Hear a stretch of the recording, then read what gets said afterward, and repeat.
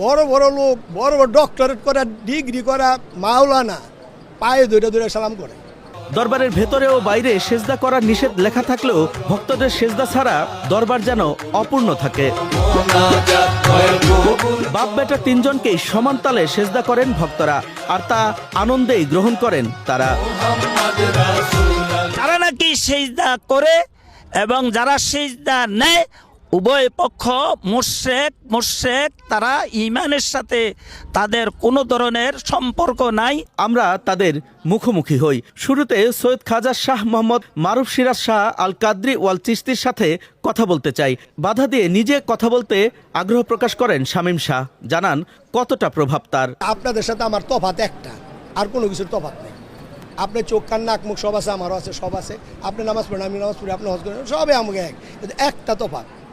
এই কারণে আমাদের এই যে ধন সম্পদ, টাকা পয়সা, ইজ্জত কি বড় বড় লোক, বড় বড় ডক্টরেট করা, ডিগ্রি করা মাওলানা পায়ে ধরে ধরে সালাম করে, কিন্তু কেন? একটার বিনিময় শুধু লা ইলাহা ইল্লাল্লাহ। সেজদার বিষয়ে জানতে চাইলে এলোমেলো জবাব দেন তিনি। পুরানো দুই একজন হয়তো করে, কিন্তু এইটা তো তারা বলে ভক্তি, তার তো সেজদা বানা। আল্লাহ রব্বুল আলামিনের সেজদা তো আমরা উজু টুজু করি, নিয়ত করি, পশ্চিমমুখী হই, তারপরে নামাজ পড়ি।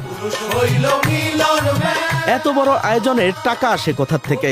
এত বড় দরবার তো এইভাবে সবাই পাঠিয়েছে, কিছু না কিছু আছে, যার যেমন সামর্থ্য আছে।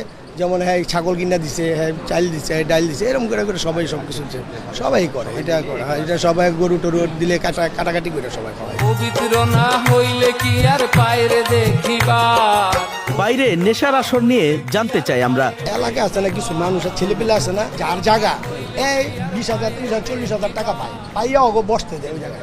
এখন আমি তো প্রশাসনের স্পেশাল বলছি যে আপনারা রিকোয়েস্ট করছি যে যেভাবে পারেন একটু সরান, এটাকে কেন্দ্র করে তো আমার এই হামলা টামলা করতে চায়। পারিবারিক এই ধর্ম ব্যবসা যেন কিছুতেই ভাটা না পড়ে, সেজন্য নিজের 2 সন্তানকে খেলাফত দেওয়ার কথা জানান ভক্তদের। ভক্তরা যেন তার সন্তানদের পীর হিসেবে কথা শুনে তার নসিহত করেন সিরাজ শাহ। আমার দায়িত্বটা ওদের কাছে, সিরাজ শাহ এবং মারুফ সিরাজের কাছে আমার দায়িত্বটা। সবাই আপনারা তার মান মানতে হবে।